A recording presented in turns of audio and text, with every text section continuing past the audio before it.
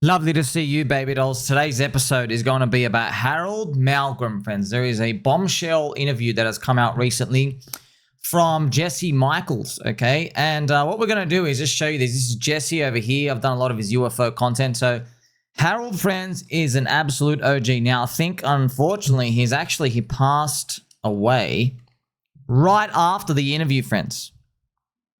So as soon as the interview was done, literally the last bit of life was given to the earth. So we've got some bombshell UFO things. What I'm going to do, I'm going to give you a general overview of this. So this is probably going to continue to go viral. They had to spend a lot of time editing and stuff out here. Happened in February. What I'm now going to do is, friends, so Malmgren, remember, he's 89 years old. Okay, God rest his soul. He was an advisor to like 4 presidents. He's super intelligent. He was like, if you're familiar with Henry Kissinger, this was like a lighter version of him. Very deep in UFOs. Very intelligent. All right, I've got to say, very smart. But I'm going to go with you some bombshell stuff right here. So he gave a deathbed confession. All right. There's some shocking claims, but not really shocking. He confirmed a lot of the UFO rumors have been true. Let's continue, okay? Something that I'm just going to tell you off the bat, buried in the interview, all right, goes for 3.5 hours, right? He confirms that they've known about quantum entanglement science since the 1930s. Can you believe that? 1930s? Yeah, friends, remember, quantum entanglement. It's a phenomenon where 2 or more particles become linked in such a way that they share the same fate, regardless of the distance separating them. So even Einstein said this is a spooky action at a distance. Pretty much, friends, quantum entanglement, I mean, explains so much. You know, friends, for example, twins. Twins have a lot of entanglement. If you've ever known twins, a lot of twins, friends, they know what the other's feeling. They know what the other's thinking. Friend, I know twins in real life. One of them knows when her sister's crying. Yeah, they both know when they're crying. One of them they'll be in like another suburb. Yeah, they'll be literally upset.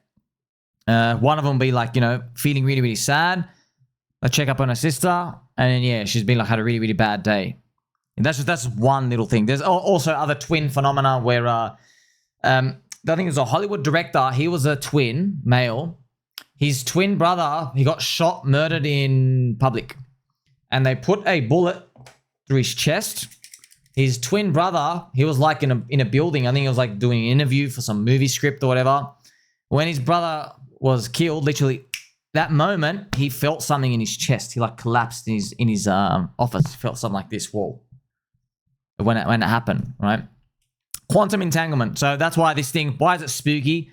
Well, not really spooky. I mean, like it's just spooky for like science nerds who close their eyes to like, you know, this ancient knowledge that pretty much humans have had, but for some reason all these soy boy cucks and deep state worshippers come out and pretty much try to pretend like none of this exists. Now, it's because it breaks the law of the speed of light. That's why this thing's super spooky, because 2 particles, you put them like, they test this stuff out here. 2 particles, quantum entanglement, they're like at separate sides of the room.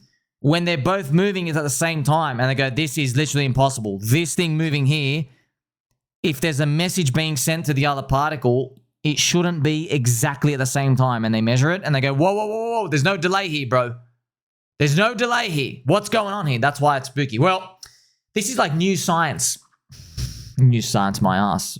Harald pretty much says, oh yeah, we did the research on it in the 1930s. Now, here's the thing. He actually mentions, we didn't know what we were looking at, but we're like, yeah, we've had it the whole time.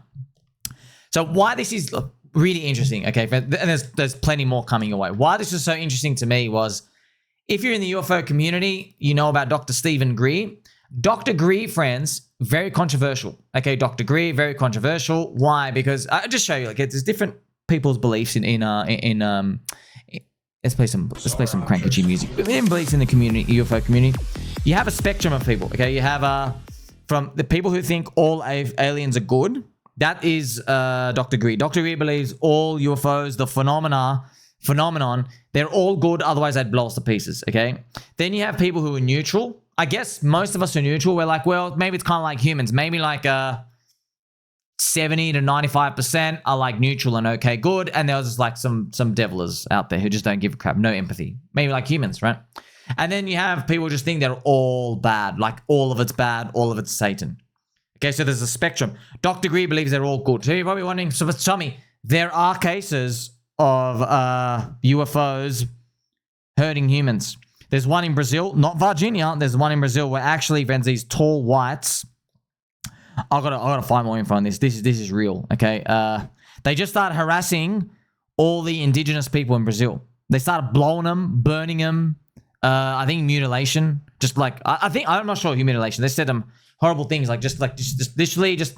It's almost like you're in GTA. You're given God mode and you go out and just start punching people and civilians. Okay. So Dr. Greer's explanation for that, though, is he believes whenever you see bad stuff, it's UFO deep state military. They've had like a breakaway civilization where they're just basically kind of living on Earth, but they've got more advanced tech. They don't operate in the same wavelength you or me. They don't hang around us at all. But they have like obviously godly power. Okay, because they're basically unaccounted for, black operations. Not even the president can get to them. Okay, now it's hard to jump in and go, whoa. This is true because Dr. Greer makes some extreme claims, such as this is where Dr. Harold stuff's kind of like giving me goosebumps because Dr. Greer's been saying, dude, we've been able to do this quantum entanglement shit since like the 1930s. We've had UFO ships. Like he basically said, Dr. Greer said we mastered anti-gravity in the 50s, and then that's why everyone's like, whoa, that's way too long ago. If you told us we're mastering it now, yeah, but if you tell us all the way back then, it's such an ontological shock. Not Mr. Alien's ontological shock. It's humans. It's like, well, you were able to keep this secret the whole time. That's why this thing is big. That's why this is Dr. Harold here, who's rest in peace, is big. He's saying, oh yeah, we did. And that's why I was like, uh-oh, the Dr. Stephen Greer meme thing, it's going to go wild. Now, also in this, friends, he confirms the whole public science field is PSYOPs rubbish, purposefully delayed to slow down progress for the civilian population. So there's spirituality and there's science. In Russia, in China, in India, in most ancient civilizations, they mix them. They exist. They go, okay, there's religious stuff, there's science stuff, we get it. Okay, but in Western land, they don't mix. There's a separation of religion and science. Why? Because in the Western stuff, more American type of thinking, they say if you can't repeat it, it's random, it doesn't exist. It's trash. You can't repeat it, it's not valid. Which is a load of shit. Because if you can't repeat it, how do you know the consciousness you're dealing with isn't smarter than you? You are making an assumption that you are the center of the universe. You're the most intelligent being. How would, say, a jellyfish in the ocean, talking with his own little jellyfish friends, how would it be able to tell its other jellyfish that humans are real? Because it can't do a test for us because we're smarter than it, right? We keep like, if it tries to like put its stingers out, like we just grab it and throw it away or we just kill it or whatever. It doesn't know how to process it, right? Or even a goldfish in a bowl. Yeah, the goldfish can't make a test. It's just looking at us. Well, what if we're the goldfish? What if we're just looking at stuff? It's probably, that's how it is, friends. Higher consciousness stuff out here. More answers will come out over time. It's also funny, friends. So more in this interview, which we'll play some clips out. This is interesting, right? In the 1940s, they're doing all the nuclear tests. They called the UFOs, they called them tag-alongs. Tag-alongs. Why? It was because they were so frequent. They were so common around all the nuclear tests. They were always just like tagging along the missiles. They just called them the tag-alongs. Kind of funny. They were like, oh, they're good. They're always here. Kind of like your tag-along friend. Interesting. Some more bombshell notes, okay? He confirms that the Vatican does have UFO archives. I think that Daniela Pasulka girl, many of them, friends, this is very, very, very common. Is the Vatican sitting on UFO documentation? 100% yes. I mean, no, it's undeniable at this point. The Vatican, friends, just to let you know, there is some deep, deep, deep state archives. Do you know what's interesting? Some miracles which are like apparitions to some saints. If you go and read, I think Daniela, she said, I think it was either her or someone else. They actually read, there was one of these saints, I forgot which one. They read the original Latin translation. Yeah. And basically the recounting of the apparition.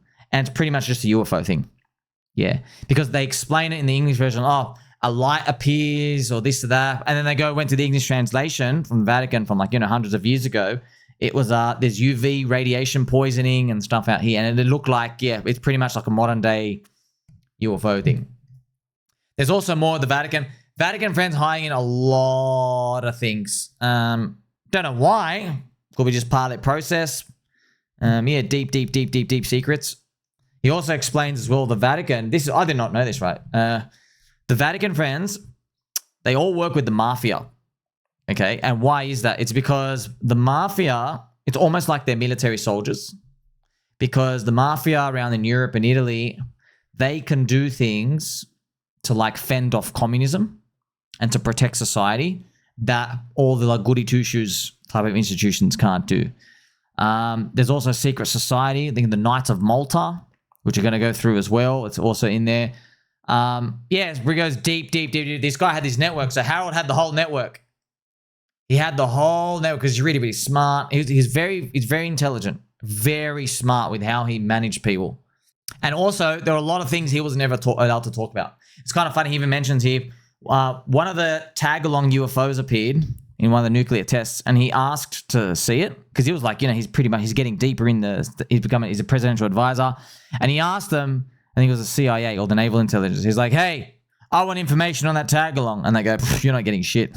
Who are you? He's like, what do you mean? Like, that's why his first insight is like, whoa, what do you mean? Like, because he's like, well, I'm a president advisor.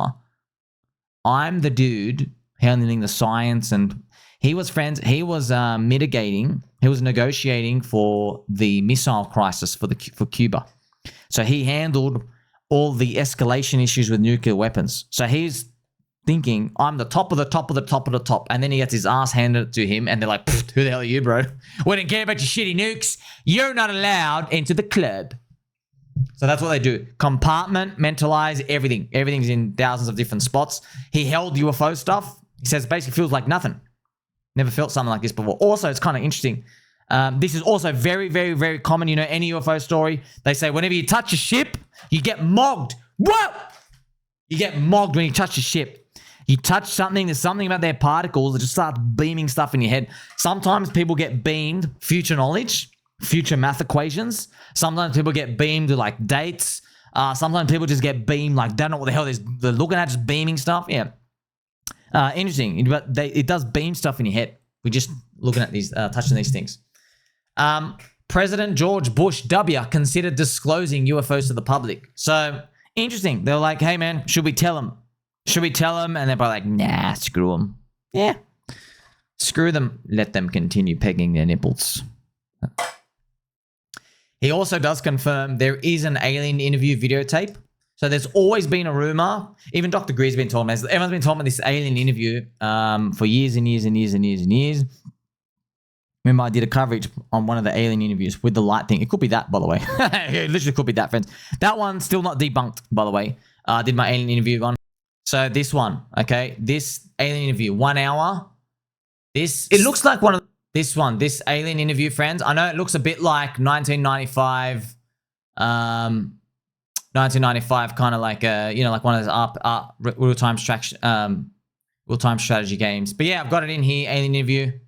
This is a clip of them, left and right. Yeah, so I think they changed a bit of the color scheme just so it's easier to see. So that one, still not debunked. And by the way, one whistleblower came out. Do you see how there's this light thing here? Well, as the being talks, the light goes up and down. So that's why one whistleblower from the government who came out, he's like, I think that's real because no one knows how these things talk, and only an insider who knows how these things talk. They put, that's what they did. They put one of these little light things so you know the thing's talking. So you're like, oh, the guy's trying to talk to us. Let's zoom in. So that might be it, friends. It could be it, right? And by the way, you probably won't show me. But if it's real, why would they show us, friends? You got to understand. You and I, we're rats in like this little maze, okay? We get this soft disclosure stuff so we don't freak out. That's what they do. Yeah, because friends, the whole purpose of, I guess, of this whole, whatever you want to call it, life experiment, whatever here, is so we don't flip the hell out and start blowing each other up. Okay, that's pretty much, you look at everything, you go, oh, from the perspective of you and I trying to uncover truth, that's what we want. But from the perspective of world control, dictator, maybe they're trying to help us evolve over the next 100,000 million years. From that perspective, they're trying to make it as smooth as possible. It's kind of, friends, you know what I learned about how the Coconut Intelligence Agency, how UFOs, how they basically get us to not freak out. When I started learning about it, now I do little experiments, and it works. So, probably wondering what I mean. Well, if something bad's coming in the future, okay, you can hint to people so they basically get adapted to it now, right? That's what they do. Like, you know, like, for example, oh, there might be another zombie virus. They say that now, okay? And then things ramp up later. So it doesn't just hit you with the big shock. There might be others as well. Might be other things as well. That's what they do. They go, friends, it's funny. You know, Donald Trump, that's how he negotiates. Do you know that? Remember he said, remember Donald Trump, friends, but he goes, oh, the tariff things is going to be a bit of pain, right? And then it goes really, really bad. But then he goes, oh, but there might not be that pain. It might be pretty good, actually. And then it like comes off. And then he goes, no, there's going to be pain. Like that. It's a wave. It's like it's cyclical market emotions. It never just goes straight line. Well, if you do soft disclosure, remember disclosure means that's what all the UFO people want. They're like, hey, disclose to us the aliens are real. And we're like, dude, you want the poison givers, the world domination controllers, the bug worshippers, the people who literally lie 24/7. You want those people to sit you down and tell you aliens are real. But, you know, just, you don't need them. Interesting. The US deep state military did in fact learn how to shoot down UFOs by causing an EMP explosion disruptions using nukes. Now, this is why this is huge. Dr. Stephen Greer has been talking about this. And that's why it was a bit hard for us to believe, because they're like, man, they're aliens, man. Like, obviously, they're us in the future. Not sure if you know this, man. Like, very, very high odds from all the evidence and stuff. They are literally just us rolling in the future. Our eyes get bigger. Our brains get bigger. You don't need to use your body anymore. Yeah, so it is what it is. So that's why Dr. Stephen Greer, this is what I was, when we heard this, when he was talking about this years ago, we're like, man, it's a bit hard for us to believe. Us, we're like, yee-haw! Get out of here, aliens! Get out of here! Right? It's a bit hard, you know, for us to really go down that path. But Dr. Harald here confirms it. He confirms, he says, yeah, man, we found out when we do these nukes, they can cause the EMP, like the electromagnetic explosion, power bomb, and it can actually take them out. So your friends, Dr. Stephen Greer was talking about this. That's why we're like, man, are you sure us, like monkey humans, can do that? He was like, yeah, of course. And we're like, no, I don't know, man. Well, we are. Now, here's the thing. You're probably wrestling with that. Like, so I mean, that makes no sense. How does this super multiple thousand years in advanced civilization, which is probably us in the future, how are they just like getting like shot out of the air by us? It's a donation. Okay. Because there are reports by some US deep state military. They're like, man, some of these ships, like there was one story where UFO dude just lands, gets out of the ship and just runs away. Just literally just disappears. And they're like, well, what do we do with this? And they just take it. Okay. Now you're probably wondering as well, next question. Why would they go and do that? Well, it's like, hey, monkeys, you know your freaking combustion engine? You know your combustion engine monkeys? Stop doing the combustion engine stuff. Stop blowing shit up. Okay? You can get energy from other sources. Here's some inspiration. That's like the, I guess, the message that they're kind of like saying, right? And then you're probably wondering, but why doesn't the government tell us? Well, I guess America and China and Russia are like, hey, let's keep the message for me. Let's not tell everybody else. Because it's monkeys at the end of the day, friends. They're trying to, world domination. Okay, that's not the game you and I are playing. You and I are playing for a bull market. That's what we need. The earliest UFO ship was, as David Grusch confirms, from 1993, I think, Gibraltar or something. So yeah, that's interesting. He corroborates it. It's like confirmed. He goes, oh yeah, the first ship they ever got, 1993, I think it was in Italy or something. And then America sent their army over and they just took it off Italy. All right, and David Grusch confirmed. Remember, friends, David Grusch. David Grusch said this in testimony. He goes, okay, one of the earliest ones was 1933. And then we're like, whoa, we've never heard that before. And then this guy goes and confirms it. Donald Trump's uncle. So, friends, he had an uncle, I think John Trump or something. Yeah, he was in charge. Believe it or not, this is actually real. Donald Trump's uncle was in charge of collecting Nikola Tesla's science material. They took it. They gave it to the secret deep state. All gone. All right. Also, Nikola Tesla literally said he's being communicated with by aliens. And people just assumed he was going crazy at the end of his life. I don't think so, bro. Nikola Tesla, the guy was not human. Okay, there's something about this dude was some sort of freak. Like, maybe his pineal gland was like 8 times bigger than normal. I don't know. He was literally just a freak of nature. Okay. Friends, I've got to make another video. There was a guy who I think he got visited he had like this abduction experience and he wrote up like these mad equations. I've got to make a full video. I can't get it. But anyway, this guy went and he gave the equations to Nikola Tesla. Okay. And it was literally like in 1930s or 40s. He gave it to Nikola Tesla. Nikola Tesla literally looked at it. He goes, look, humanity ain't ready for this. Lock it away for 1,000 years.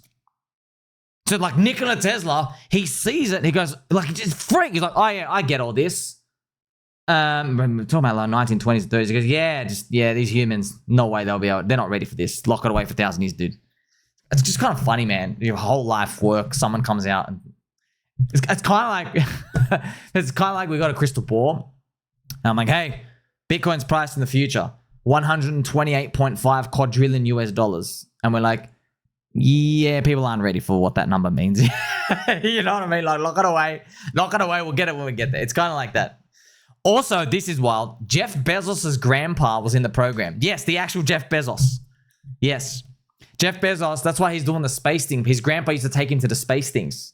Yeah, his grandpa was one of the deep staters. Funny. So Dr. Stephen Greer was right about all these things. Now I'm gonna spice it up here, show you some clips. Oh yeah, and by the way, JFK, famous American president. I can't talk about it too much. YouTube, for some reason, friends, YouTube. When I took the Jelly F. Kennedy president, when I talk about how the Coconut Intelligence Agency offed him, if you know what I mean, YouTube don't like it. They really, really, really don't like it. Okay. He also says, Harold says, high odds, Jelly F. Kennedy was blasted with a water pistol. And this is actually true, this next part. Okay. He wanted to work with the Russians. He's like, hey, we got UFOs, you got UFOs. We're both watching them. Let's work together. Let's share what we know about this phenomena. Yeah, and that was pretty much the last straw. He was dead within a month, by the way. So this is a bit of just his introduction, friends. Who was a presidential advisor to 4 different presidents, JFK, LBJ, Nixon, and Ford, among various other amazing accolades. You helped stop a couple of global crises, if we're going to get into that. But I think for the purposes of this conversation, you've been dropping bombs on the internet and really saying some amazing things that deal with the nature of reality, non-human intelligence, UFOs, or as they're saying things Let's actually just read this about.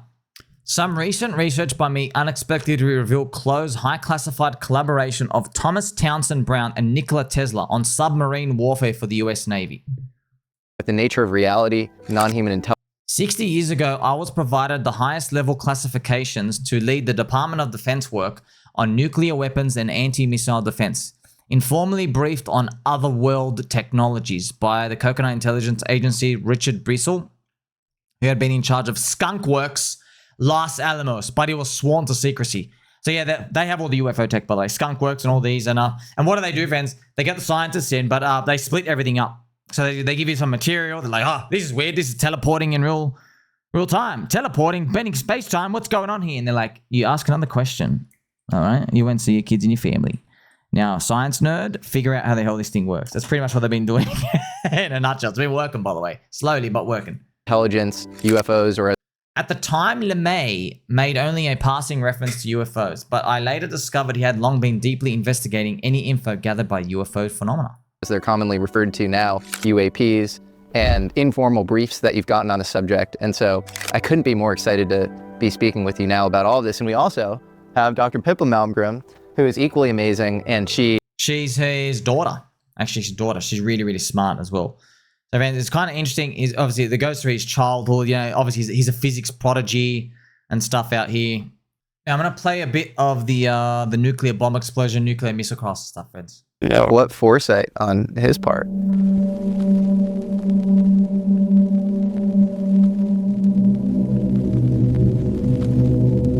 Johnston Island was the center of launch and experimental activity for the 1962 high-altitude weapon effects testing termed Operation Fishbowl. Running from April to October of 1962, Operation Dominic was a classified American program conducting 31 nuclear test explosions in the Marshall Islands. These tests were designed to study the effects of nuclear detonations in high altitudes, in space and near space. One of these tests, Starfish Prime, created an electromagnetic pulse that extended over 1,400 kilometers, knocked out streetlights, triggered burglar alarms, and caused electrical surges in nearby Hawaii. It also produced an artificial aurora visible from Hawaii to New Zealand, and it even created a man-made radiation belt similar to the Van Allen belt that destroyed multiple satellites. The last few tests of this series were the Bluegill tests, which involved a unique X-ray-based missile defense system, and Harald was put in charge of doing all of the cost assessments for this test. Tell us about the Bluegill triple prime test. So as you can see, friends, this like flipped me out. So when you see electromagnetic pulse stuff, that's exactly how we get to the UFO shoot down things. Let's continue. States in the heart of the Cuban Missile Crisis. While American offensive nuclear capabilities were ahead of the Soviets, the US still didn't have precise ways of defending against a nuclear attack. But there were some novel ideas in missile defense at the time. In 1961, the RAND Corporation wrote a report called Some New Considerations Concerning the Nuclear Test Ban, which highlighted the susceptibility of the US ICBM reentry vehicles to high-energy X-rays. To say this is a piece of steel and it's in outer space, if you impinge high energy X-rays on this side, so what that does is blows chunks off the inside at hypersonic speeds. This novel insight made its way into the Operation Dominic Marshall Islands tests. Here's where it gets interesting. These X-ray emissions could also take out surrounding UFOs. So I just got that going, and test number 3 in that series in October was a success. If I remember the dates, it was while we were busy with Cuba. Yeah, it was during the Cuban Missile Crisis, actually, the Bluegill triple prime. So it was October of 1962, yeah. Right? So I got a report, because I'm in charge of this new project, the same report that went to JFK. Now, you can assume JFK... So he just pretty much explains, going through the report, right? And then he explains how they noticed the UFO tagging the missile. You did that. You noticed that there had been some object that had appeared on the screen and joined and tagged along, following the incoming missile down. By the way, can I just interject? Because for me, and I kind of got my dad a little up to speed on the whole, why is Congress pursuing non-human intelligence? Why are they passing whistleblower legislation? And so when we started talking about this, so he says there's this orb around the missile. Yeah. And I'm like, so didn't you think that was weird? And I realized that actually, I think that the people of that generation were so accustomed to seeing them that they knew it wasn't Russian. They knew it wasn't, in those days, it was never going to be Chinese. They knew it wasn't a threat. So Dad said, yeah, we called it a tag-along. Wow. A tag-along? Like, didn't you ask what it was? And he sort of replied in such a way that I realized nobody asked any questions at that time. And they were probably encouraged not to ask any questions. When I saw this object, which I call a tag-along. That's what you would call them, tag-alongs. Wow. What else? So that it's so casual that you would just call them tag-alongs. I think they were so inured to seeing them. They were like, this is tag along. The UFO nuclear connection was a complete open secret among top military brass in the 50s and 60s. In a 1952 Look magazine article titled The Hunt for the Flying Saucer, chief UFO investigator for the Air Force, Captain Edward J. Ruppelt, is quoted saying that many of the sightings reported had originated at one atomic weapons-related site or another, all around the country. In fact, while the Operation Dominic tests were going on in 1962, an Avco Mark IV re-entry vehicle attached to an Atlas 8F missile was being tested at Cape Canaveral in the Atlantic Missile Range in September. This is the footage that was taken from that test. At the 4-minute and 40-second mark in the video, an object appears to phase itself into existence alongside the re-entry vehicle, which is traveling at 20,000 feet per second, or Mach 18. The official US Air Force NASA post-flight report even states that the object's quote-unquote origin or identification could not be determined.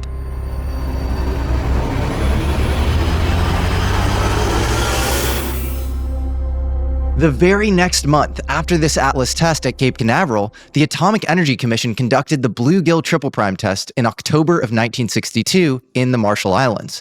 The point is, this was the backdrop for the Bluegill tests, one in which the military, scientific, and political elite in America were well aware of the connection between UFOs and nuclear weapons. Anyway. So, fans, it would literally be like, there's the North Sentinel Island. They're off the coast of like India somewhere, and they just do like they do the voodoo mama bow and arrows, the ooga boogers. It's literally like us going there with a ship, and they're like shooting arrows into like an animal, and we're like got our binoculars. Whoa! Look, I got that pig. You know what I mean? It's not that same thing. It's kind of like we understand that, right? We're not breaking the laws of our physics. But when you see this UFO thing appear, and yeah, that does make sense, right? Now, why are they always appearing? And we're like, maybe because you're, like 1 decade away from blowing the shit out of everything. That might be one reason. They actually have a video, I think they've removed UFO as well. Test, but this time it was a real warhead. You can see clearly from the Kettle 1 footage of the nuclear blast, an unidentified flying object tumble out of the nuclear fireball. The official report written about this test at the time was written by the Flight Dynamics Laboratory at Wright-Patterson Air Force Base. The report tries to explain the presence of this second thermal source in the footage. Quote unquote, there is no evidence to indicate that even the closest pod was ever immersed in the fireball, so it definitely wasn't one of the instrumentation pods on the missile. If that's not weird enough, these videos were declassified to the public in 1998. At the declassification review, the Defense Special Weapons Agency, led by Dr. Byron L. Ristvet, applied a large white triangle to the footage, sanitizing it, right where you can see the object tumbling out of the plume in the Kettle 1 footage. There's well-known animosity between Los Alamos and Lawrence Livermore Labs. Lawrence Livermore ran one aircraft, Los Alamos ran the other. The reason why the Kettle 1 footage was declassified and Kettle 2 wasn't was simply a personal difference in what should remain classified and what shouldn't. There you go, friends. So we're seeing this common theme. They're like, don't let the humans know. Don't let the monkey humans know. They're not ready. It's kind of funny, friends, how all of these appeared, right? Let's continue about this story. Harold, he told it to his daughter. I think it's his daughter, right before he passed away. Okay, so just continues this. There are a few key details of this story that fill in some gaps that Harold relayed to Pippa before he passed. Malmgren confirmed that the entire Bluegill shootdown was an attempt to down a UFO. Malmgren explicitly told this to Pippa, his daughter, and Jeffrey Cruikshank. He also told this to Senate intelligence staffer Kirk McConnell, who I interviewed. What Malmgren reported that he'd been told directly by Bissell is that we downed a UFO that was closely monitoring that test, and it tumbled into the ocean, and that the Navy picked it up. So the American military knew they could bait UFOs with nukes and destabilize their flight paths with EMPs. See, EMPs disrupt local magnetic fields. It would even locally disrupt the magnetosphere of the Earth.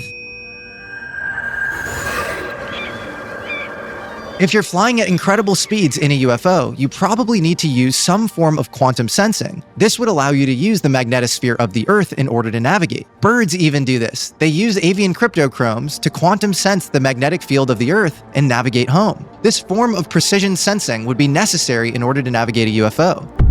So when you disrupt the local magnetic field, you could cause a UFO to spin out, lose control, and drop out of the air. Also, UFO propulsion likely requires megavolt range electricity and extremely strong electric field strength over long periods of time, which would require a power source that far surpasses traditional fuel or batteries. I think UFOs have a nuclear propulsion source. If the X-ray induced shockwave from the bluegill payload would disrupt the plutonium pit of an incoming nuclear warhead, it would also probably disrupt the power source of a UFO.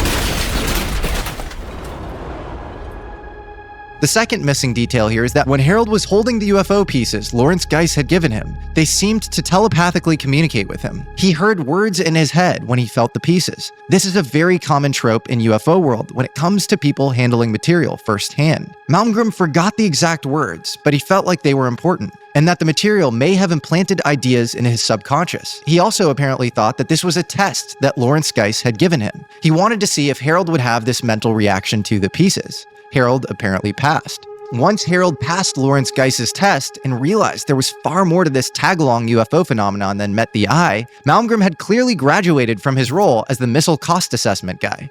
He needed to get fully read in. That's when he received a full briefing on otherworldly technologies by Richard Bissell. Who is Richard Bissell? Oh, It's kind of funny. They give you this piece. Friends, would be funny. They give you and me, they give you this UFO piece. And to pass the test, you got to start seeing equations and stuff. But it'll be funny. We touch UFO piece and we just have that Homer Simpson gif of the monkey going, just a monkey circus going on in your head. I mean, like, ruin our chance at esoteric human knowledge.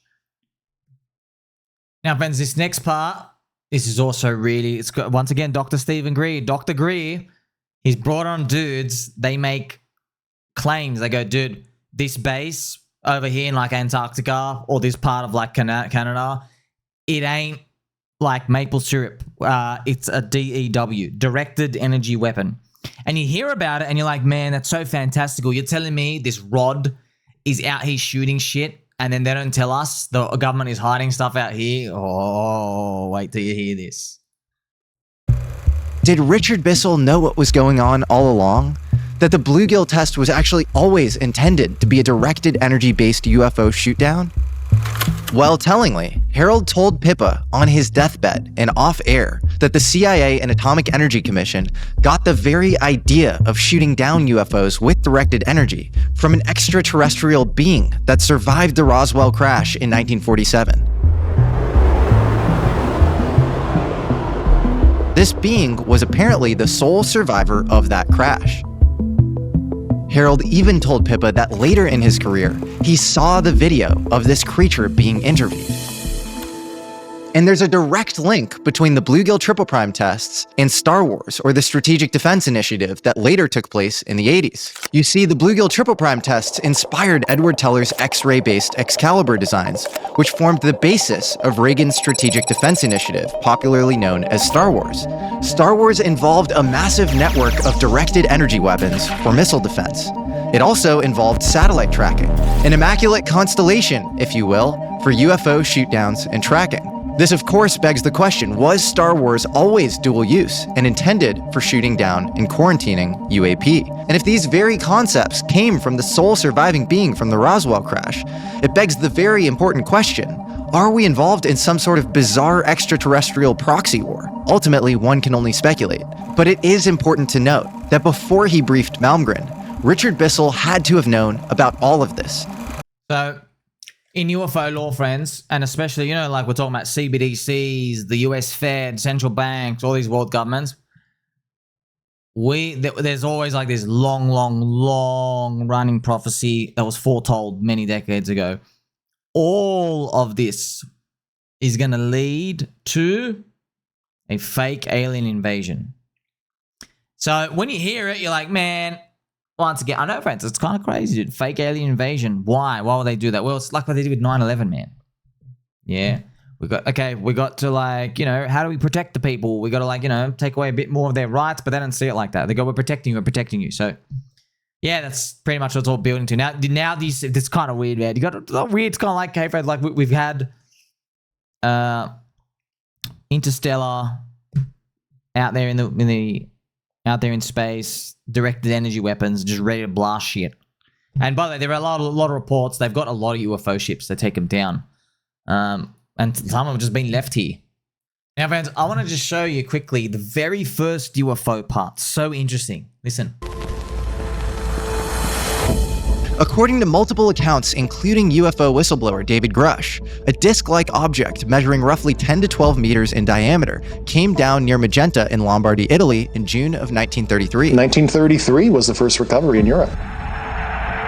Under Benito Mussolini's fascist regime, a total media blackout was imposed throughout the Stefani news agency. Telegrams threatened severe penalties for any reporters who deviated from a government-ordered cover story attributing the event to a meteor. Despite the censorship, a special investigative body known as Gabinetto, or RS-33, formed to study the craft, with high-level figures such as Mussolini, Air Marshal Italo Balbo, and Nobel laureate and radio pioneer Marconi, believed to have been involved. Testimonies suggest that the downed craft and possibly 2 recovered bodies were taken to the SIAI Marchetti private aerospace hangars for intensive analysis.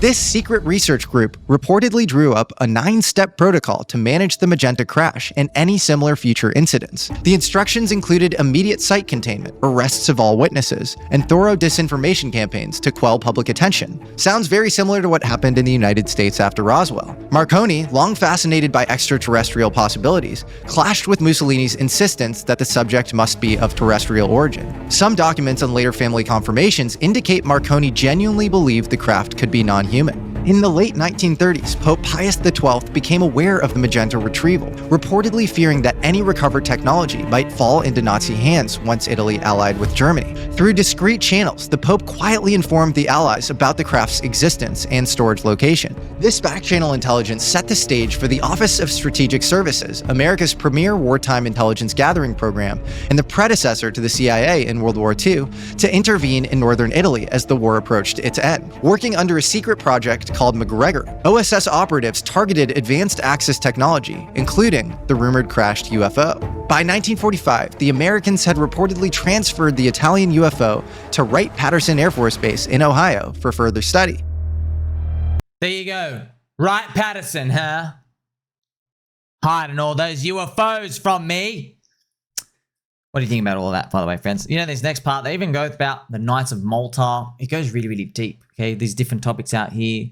Nikola Tesla as well, Department of Energy. So, remember, Harold, this is really, what an amazing conclusion archival photo from Dr. Harold as well.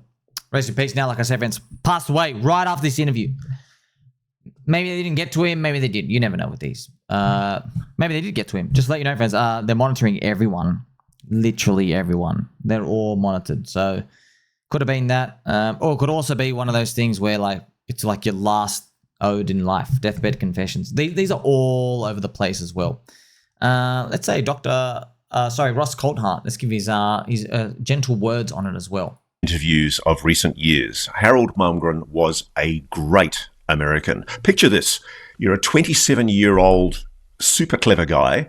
You get hired into the White House to work for JFK. The Cuban Missile Crisis breaks out, and you've got General Curtis LeMay, the head of the US Air Force, wanting to launch nuclear missiles in a preemptive attack on the Soviets. What do? You get Harald Malmgren to avert nuclear war. That's what Robert McNamara, the defense secretary, did. It's an amazing story. Harald worked in the JFK White House, and he went on to work closely. In fact, his CV is absolutely extraordinary. He went on to work for LBJ, Nixon, and Ford as a presidential advisor. He also had a personal relationship with Vladimir Putin in Russia, and he's advised every Japanese prime minister since Tanaka in the 70s, Giscard d'Estaing in France, Pompidou.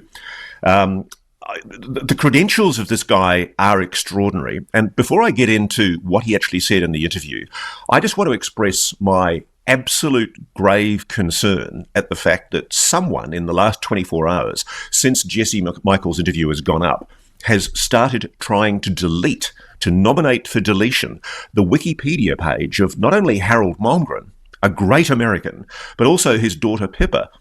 So yeah, friends, I've got to tell you that part as well. They've been trying to delete this guy all over the internet right now, like actively right now. There's a Wikipedia mod. This guy's got like 40,000 like entries. He's like a hardcore, like this guy's a full, he's like a Reddit mod just for Wikipedia. He's probably got like his own badge of honor. He definitely looks like the World of Warcraft guy, okay? Yeah, they've been actively deleting everything. Delete. Forget this guy ever existed. It's kind of funny just to see him in over panic. Who's also an incredibly dedicated former public servant, a very senior economist who served in the Bush White House.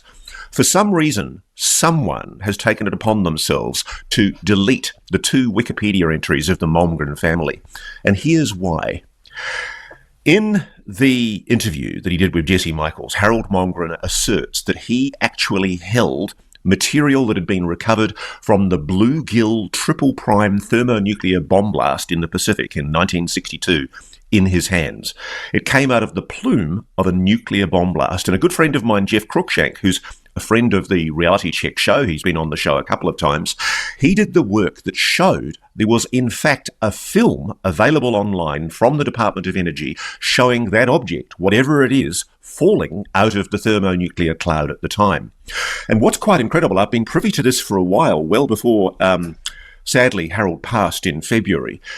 What happened was I was talking to Pippa Malmgren, who came out to Australia, and she told me what her dad was saying and how he was opening up about what he learned about UFOs in the JFK White House.